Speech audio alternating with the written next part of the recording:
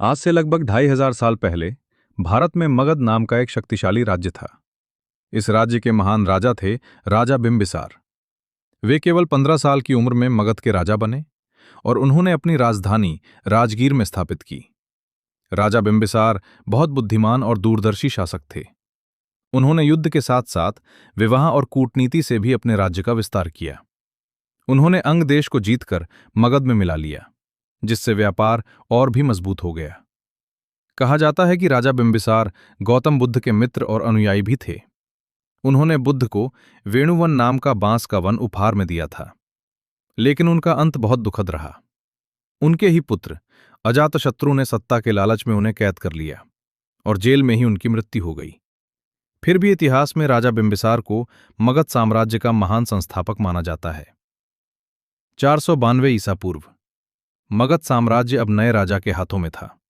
ये थे राजा अजातशत्रु। अजातशत्रु राजा बिंबिसार के पुत्र थे। सत्ता की लालसा में उन्होंने अपने ही पिता को कैद कर दिया। इसके बाद अजातशत्रु मगध के राजा बने। अजातशत्रु एक शक्तिशाली और महत्वाकांक्षी शासक थे। उन्होंने अपने साम्राज्य को बढ़ाने के लिए कई युद्ध लड़े।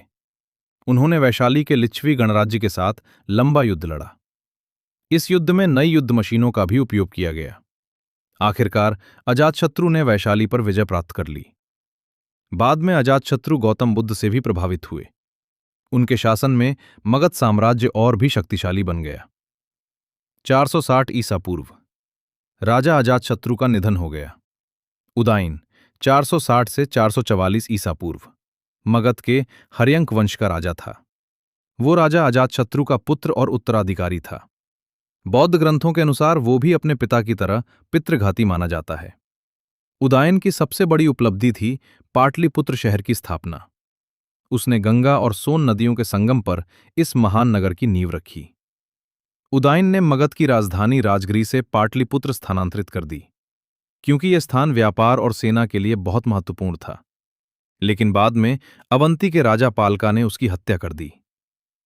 437 से 413 ईसा पूर्व के बीच मगध पर राजा नागदासक का शासन था, लेकिन उनके कमजोर शासन से जनता नाराज हो गई और इसी के साथ हर्यंक वंश का अंत हो गया।